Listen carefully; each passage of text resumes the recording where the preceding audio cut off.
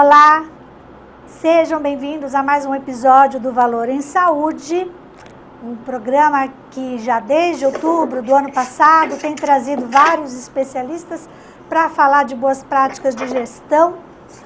Nosso lema é gestão de saúde compartilhado e sustentável, e a gente nesse lema a gente tem trazido vários executivos para compartilhar de suas experiências. Hoje a gente tem a felicidade de trazer o Luiz Fernando Rolim Sampaio. Bom dia, tudo bem? Bom dia. Seja bem-vindo. O Luiz, ele é superintendente da Seguros Unimed e hoje o que nós vamos discutir aqui como tema central é quais são os desafios e oportunidades na saúde suplementar. Rolim, a gente tem trazido muito assunto da crise, da pandemia aqui no nosso programa, mas toda crise também tem oportunidade, né? E a gente tem vivenciado isso, todo mundo se ajustando, se reinventando, todo mundo trabalhando com o novo, descobrindo novas oportunidades. Eu queria que você falasse primeiro, brevemente, da sua trajetória, principalmente na saúde suplementar, e um pouco da sua atuação na Seguros Unimed e no mercado segurador brasileiro. Por favor. Bem, bom dia, Tânia. Eu gostaria de agradecer a oportunidade da gente estar aqui, né? Eu sou médico de formação e estou há 10 anos na saúde suplementar. Na realidade, eu estava no Canadá há algum tempo já, trabalhando na Universidade de Toronto. Fui convidado pela Unimed BH para voltar para o Brasil. Tinha uma trajetória toda em saúde global e saúde pública aqui no Brasil também. E desde 2011, então, eu venho nesse processo na saúde suplementar, inicialmente lá na Unimed BH e agora aqui na Seguros, né, que é uma das 3 maiores seguradoras do país, né, dentro desse sistema Unimed, que é o maior sistema cooperativista médico do mundo, né. Então, assim, há 30 anos, a Seguros Unimed vem se desenvolvendo, né, hoje com cerca de 6 milhões de clientes, 1.400 colaboradores, e a gente tem segmentos, né, de vida, a Unimed Odonto, a Previdência, ramos elementares, e também uma Investcorp Asset Management, que faz gestão de recursos, né.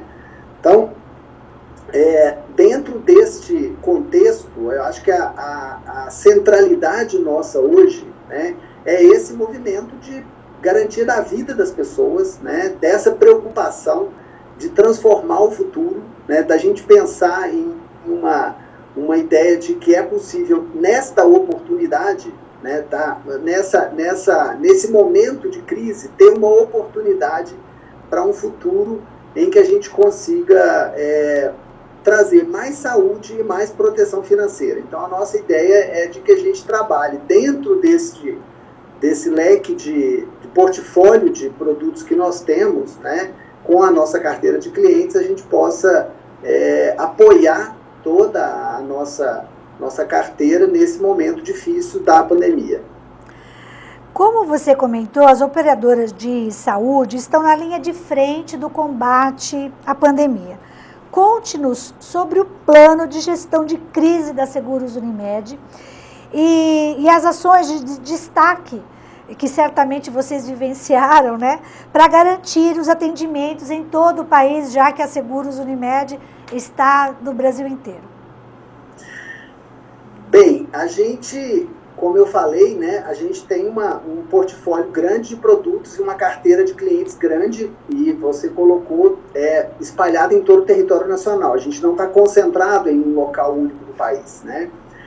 A gente trabalhou nesse momento da crise com 3 pilares prioritários, né? Primeiro, segurança dos colaboradores. Então, no primeiro momento, a gente colocou todo mundo num movimento super rápido. A gente já tinha um movimento de home office preparado na empresa. A gente já tinha algumas áreas trabalhando, a gente já tinha, há cerca de 3 anos, a gente já vinha desenvolvendo metodologias de home office, mas essa preparação ela foi acelerada rapidamente, então a gente trabalhou hoje, a gente colocou todo mundo numa velocidade muito grande, preocupado com a questão da segurança.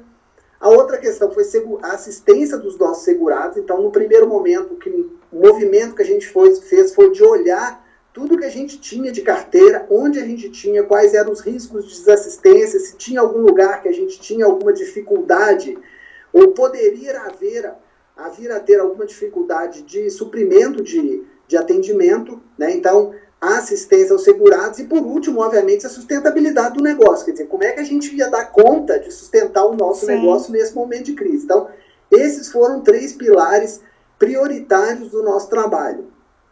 Nós, então, criamos comitês internos, né, um comitê que cuidava especificamente das questões internas, da nossa operação interna, junto com o RH, e um comitê de clientes e de operação externa, que eu, inclusive, liderei esse comitê, ainda lidero, né, que é exatamente para tentar fazer ações que pudessem estar alinhadas com o momento e a necessidade do nosso cliente, acelerando coisas que a gente já tinha testado, né? Eu acho que essa é uma questão muito importante.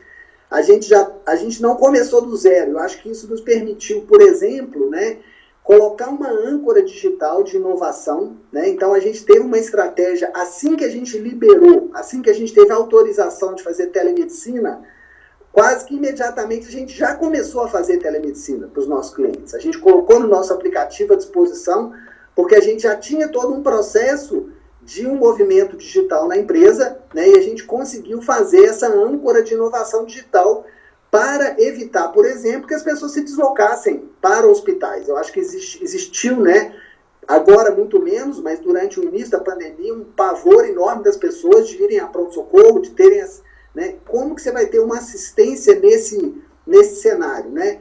Então, acho que teve uma preocupação grande com isso. Isso foi um movimento que a gente fez de oferecer realmente uma âncora digital. Junto com isso, a gente trabalhou muito uma outra coisa que a gente já vinha desenvolvendo, que é a jornada do paciente e o cuidado próximo. Então, a gente fortaleceu, a gente fez uma hierarquia da nossa carteira, sabendo que os pacientes acima de 60 anos têm mais risco, né? Os pacientes acima de 80 anos têm muito mais risco.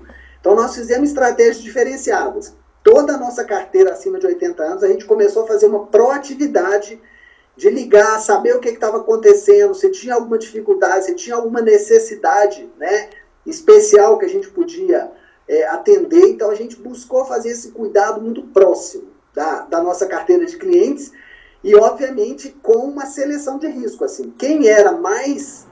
quem tinha um maior risco, uma necessidade maior de atenção, a gente cuidou de uma maneira mais próxima, né? Também usamos muitos modelos preditivos, né? A gente já vem trabalhando também com algoritmos de previsão, e isso também nos ajudou, inclusive na avaliação, por exemplo, né, de predição de internação. Nós fizemos várias simulações, né? Desde o início da pandemia, no início de fevereiro, a gente começou a fazer curvas de simulação. Se a gente crescer, né, se a nossa carteira tiver 10% de infecção, 20%, 30%, 50%, vários cenários em que a gente ia avaliando possibilidades e a capacidade da nossa rede em responder a isso, que é a nossa grande preocupação, né? Quer dizer, o nosso cliente, ele vai ter garantia de atendimento? Vai, a gente tem capacidade, isso foi nos tranquilizando. Então, o uso desses modelos preditivos também nos ajudou muito. Montamos dentro desse grupo um acompanhamento diário, então todo dia a gente tinha boletins de acompanhamento da alta direção, né? Então os diretores tinham conhecimento, os superintendentes, os gerentes, para a gente poder acompanhar os dados todos da pandemia, né? Claro, de forma globalizada em relação ao não identificado cada usuário, mas a gente foi conseguindo avaliar, por exemplo, a movimentação da pandemia do norte para o nordeste, para o sul, para o sudeste. Isso foi ficando claro à medida que a gente foi acompanhando.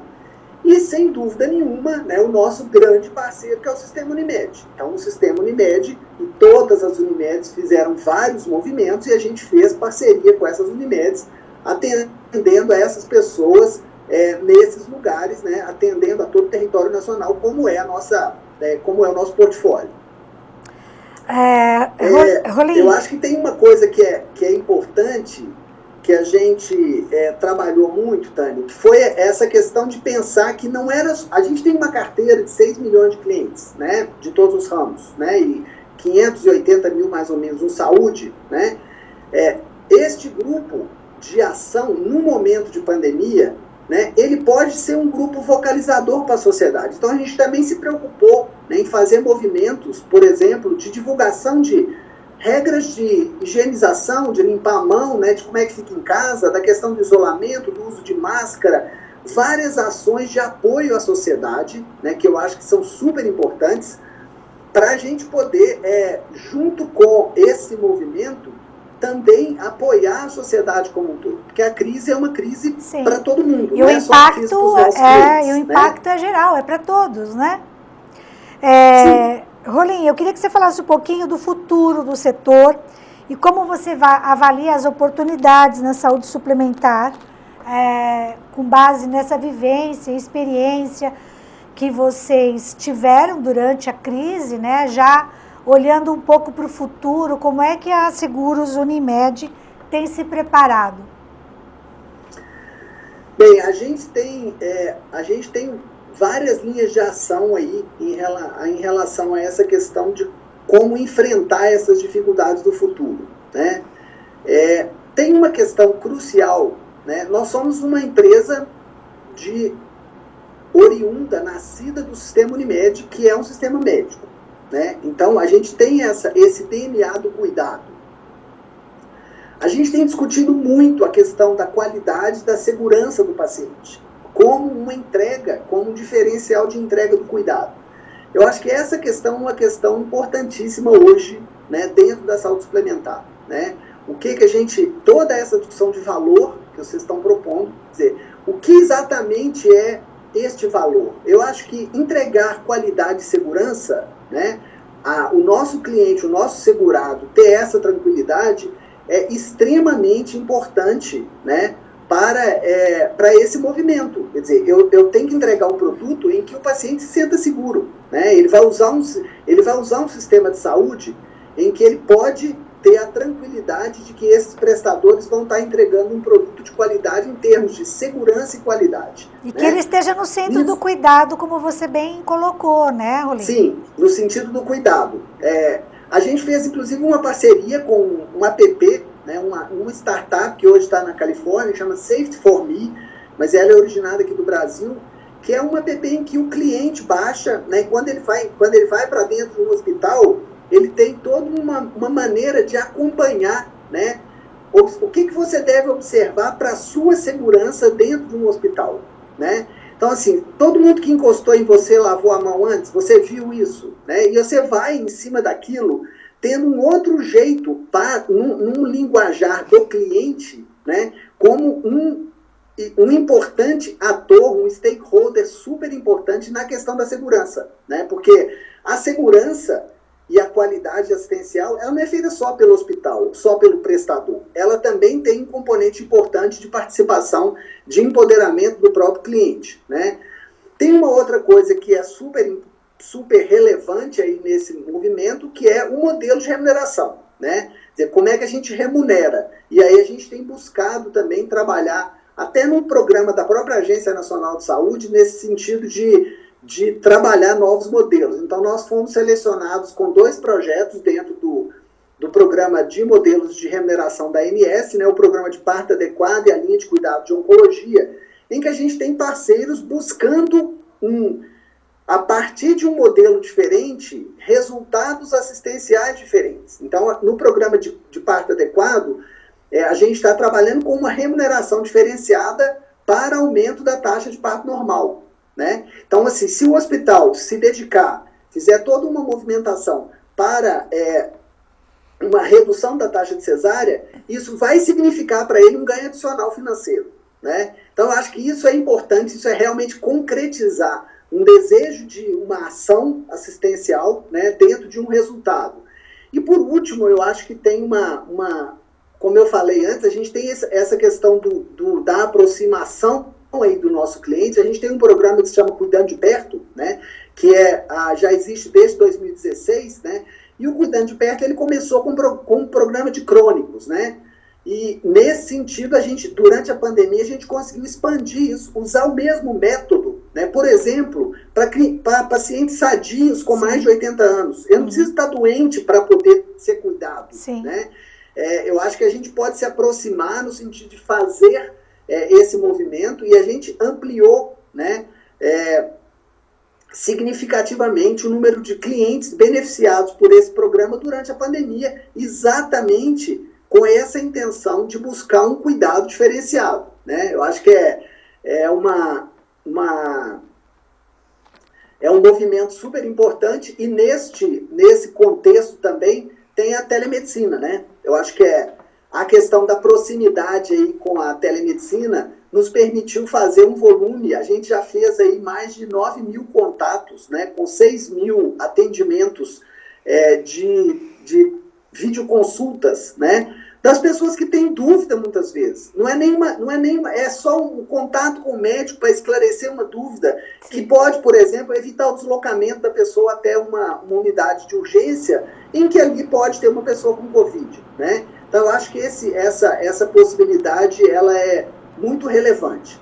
E tem uma questão que é do meu DNA, né? Eu trabalhava no Canadá com atenção primária, né? Trabalhei em saúde global muito forte nessa questão da atenção primária, com modelos de atenção primária, modelos de saúde, né, para países e para sistemas. Né? Tive oportunidade de trabalhar na Ásia, na África, na América Latina e especialmente no Canadá. E a atenção primária, eu acho que é hoje uma coisa muito forte para nós dentro da Seguros. Né? A gente tem uma parceria grande com alguns prestadores. Por exemplo, a nossa carteira de colaboradores hoje faz parte de um programa de saúde corporativa com o Sírio-Libanês. Né?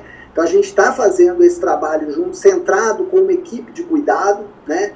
E a gente vem trabalhando nessa questão de ampliar esse processo, né, da atenção primária para os nossos clientes. A gente já tem alguns clientes aqui em São Paulo que tem essa oportunidade, mas tem todo um processo, em termos de futuro, de desenvolvimento de prestadores, sabe? Eu acho que tem uma questão aí de... O mercado é um mercado que tem muita oferta de serviços hospitalares. A gente tem excelentes hospitais de referência, com altíssima tecnologia, mas a gente tem uma dificuldade ainda de prestadores ambulatoriais, até pela questão da formação. Né? No Canadá, eu trabalhava no departamento de medicina de família da Universidade de Toronto. Né? Aqui no Brasil, a gente nem tem departamentos de medicina de família nas universidades, né? Para formar médicos. Né? Então, assim, lá 50% dos médicos formados são médicos que vão trabalhar com as pessoas. Elas não vão para dentro dos hospitais, elas vão para as comunidades, para trabalhar com saúde populacional. Né? E esse diferencial é muito grande em relação à questão brasileira. Eu acho que a gente tem aí um caminho grande ainda para chegar num equilíbrio em relação à oferta de serviços e desenvolvimento de prestadores. Né? Mas eu estou muito feliz porque, desde que eu cheguei aqui em São Paulo, há praticamente 4 anos, a gente já tem uma série hoje de prestadores bastante relevantes, desenvolvendo atividades e atendimentos com esta lógica sistêmica diferenciada. E ficou claro também, né, Luiz Fernando, que os contratantes também amadureceram, eles cresceram, né, eles já vinham buscando negociar melhor com os seus operadoras, seguradoras e os prestadores de serviço, mas também ficou claro que as empresas precisam ter uma melhor gestão de saúde corporativa, que é exatamente isso que você tem colocado aqui. O quanto eu tenho total controle da gestão de saúde da minha população, né, estratificar quais são os que eu tenho mais problemas crônicos ou menos, e de que maneira eu consigo tratar isso, né? Não pode ser os contratantes só olhar a saúde como um benefício de saúde, um pacote de benefícios. Porque, olha, você viu aí na pandemia o impacto que isso trouxe para as empresas de médio e pequeno porte, principalmente. A gente tem aqui como apoiador do programa Valor em Saúde, e eu também faço parte da BPRH, que é a Associação Brasileira de Profissionais de RH. A gente tem trazido muito essa discussão de medicina do trabalho, saúde ocupacional, os RHs, na gestão de saúde corporativa. Então, a gente tem disseminado esse conteúdo aqui, Luiz Fernando Rolim, porque realmente a gente percebe o quanto isso vai fazer diferença no mundo corporativo e para a sociedade como um todo. Aquilo que você falou, a gente tem que educar, evangelizar, falar, estruturar programas e conversas produtivas para a gente transformar. A gente está nesse momento, né, de transformar o dia a dia das companhias e do mundo corporativo mais leve. Não existe mais esse trabalho individual, né? Todo mundo precisa sentar, conversar, negociar. Esses programas são extremamente importantes. Fico feliz de saber que você veio de APS, porque a gente também fala muito aqui de atenção primária em saúde. Vou trazer um dia só para você falar sobre isso, porque é um assunto que tem uma extensão muito grande. E eu acredito o quanto você vai agregar na Seguros Unimed por conta desse modelo de gestão, né? A gente, há uns 4 anos atrás, lançamos a ASAP aqui no Brasil para falar de gestão de saúde populacional, para falar de Population Health Alliance, trazer até o modelo do Obamacare para o Brasil, para as empresas começarem a trabalhar isso. Hoje, dentro do SESI, do programa de empresas da CNI, hoje tem mais de 70 empresas, grandes empresas, que têm até uma linha de corte de 30 mil colaboradores que entenderam que elas tinham que fazer a gestão de saúde da sua população. Então, certamente, vocês também, pela Seguros Unimed, pode contribuir. Fica aqui o nosso convite para quem estiver nos assistindo, também ter essas conversas com a Seguros Unimed, porque eu acho que a gente só agrega, né, Rolim? Quando a gente senta para discutir como a gente faz a gestão desses dados e o quanto isso é importante para você trabalhar promoção e prevenção. Sim, sem dúvida. Eu acho que eu acho que existe uma intencionalidade da seguradora de buscar esse trabalho, mas a parceria com os estipulantes, no caso as empresas, e com os segurados, eu acho que são 2 pilares, né? Um é o RH. O RH está sensível a ajudar nessa discussão, né? Eu acho que é impossível, da minha experiência, a gente trabalhar com uma empresa, mesmo quando tem uma decisão corporativa, se o RH discorda, né? A gente não consegue avançar, porque na realidade é um processo de costura, como você falou, de aliança, né? De buscar alianças, de fazer junto, né? De todo mundo. É um processo de mudança muito profundo, é uma mudança cultural, né? A gente fala muito de prevenção e promoção. Tem uma coisa que eu tenho falado muito também, que é o conceito de prevenção quaternária, né? A gente trabalha com a promoção da vacina, com a promoção de hábito saudável, né, de parar de fumar, de obesidade, de caminhada, essa prevenção que a gente costuma mais ouvir. Mas existe também uma prevenção da gente não utilizar incorretamente o sistema de saúde. Isso, né? Perfeito. Você não ter uma possibilidade de sofrer uma intervenção desnecessária, né? E é lógico que se você não usa corretamente o sistema, esse risco aumenta. Né? Isso está muito claro, tem muita literatura publicada sobre isso, né? Então a gente precisa trabalhar esse processo, e nesse sentido eu acho que se a gente conseguir avançar aí nessa conversa da telemedicina, da possibilidade das pessoas terem mais segurança de poderem discutir algumas coisas antes de sair correndo atrás de serviços, né? Eu acho que a gente consegue avançar muito. Eu acho que a gente tem uma grande possibilidade de fazer uma mudança realmente importante nesse momento. Né?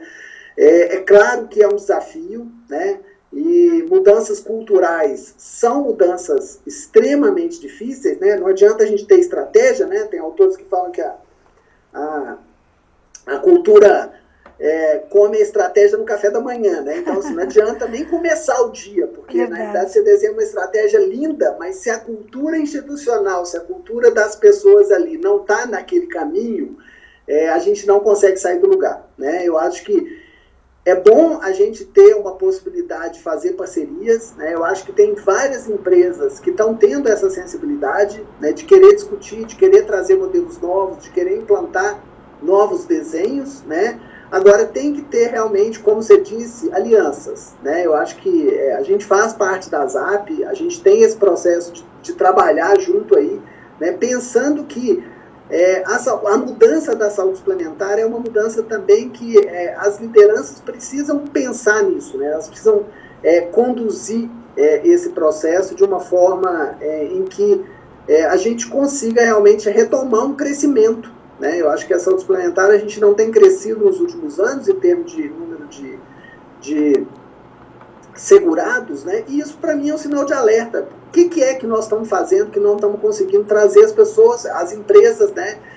E eu acho que esse movimento de pensar alguma coisa diferente, né? E de pensar que a gente pode ter um modelo assistencial diferente, que vai gerar benefícios para essa carteira de clientes, acho que isso é muito relevante e é um momento muito estratégico, né? Momento pós-pandemia e agora, felizmente, a gente já está, eu estou considerando que a gente já está num momento de arrefecimento, claro, com todos os cuidados, não estou falando para ninguém sair sem máscara, né? Tem que usar máscara, tem que lavar as mãos, tem que manter distanciamento, mas essas medidas não farmacológicas hoje, né, é o que tem de mais importante. Né? Eu acho que não tem dúvida nenhuma que o mais importante nesse momento são as medidas não farmacológicas, porque a gente não vai conseguir, ou ainda não conseguiu, né, ter uma precisão de tratamento, uma precisão inclusive de desenho dessa patologia de uma maneira que a gente tenha segurança de tratamento adequado, né?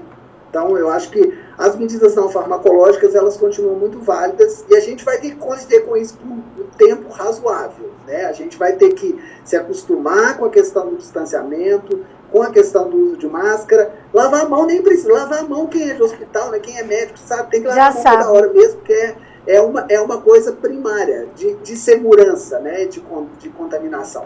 Então, tem que lavar as mãos, tem que ter essa possibilidade da gente poder buscar alguma coisa diferente aí. Luiz Fernando, eu agradeço muito o seu tempo, a sua atenção. Desejo sorte para você e para toda a sua equipe da Seguros Unimed nessa jornada, porque ela ainda não acabou. Ela ainda não acabou, mas eu queria só que você fechasse aí com uma mensagem para todos os nossos ouvintes, se despedindo já do nosso programa de hoje. Tá, ok, muito obrigado, eu agradeço em nome da Seguros Unimed o convite, a oportunidade de estar aqui, né? Eu acho que esse momento, como eu estava falando anteriormente, é um momento que a gente está muito sensível, né? Eu acho que tem uma sensibilidade da sociedade, das instituições para processos de mudança. Eu acho que a sensibilidade só não muda, né? Se a gente for olhar as teorias da mudança, as teorias de inovação, eu acho que tem uma sensibilidade que é dada, mas a gente tem que planejar o processo de mudança, né? O fato de a gente ter essa sensibilidade gera uma responsabilidade nas empresas, nas instituições, para a gente planejar as coisas diferentes. E até para as pessoas, né? A gente planejar alguma coisa que seja melhor, né? E eu acho que a gente está num momento de oportunidade para melhoria, né? E eu acho que nesse sentido da oportunidade para melhoria, né?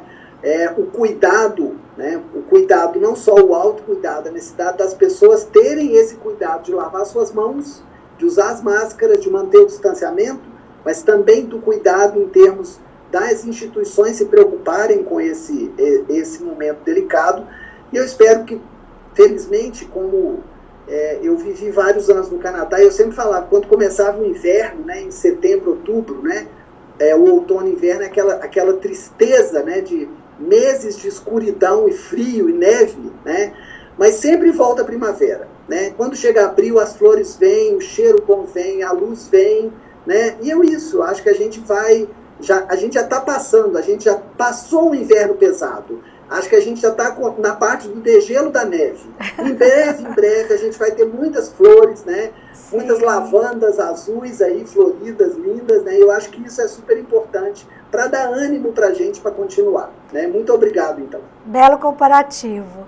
Bom, obrigado a todos pela audiência. Compartilhem esse programa nas redes sociais, deixem seus comentários e sigam aí o Luiz Fernando Rolim Sampaio nas redes sociais, LinkedIn, que será um prazer, certamente, a gente poder interagir, compartilhar experiências e fazer alianças para um futuro melhor para todos nós.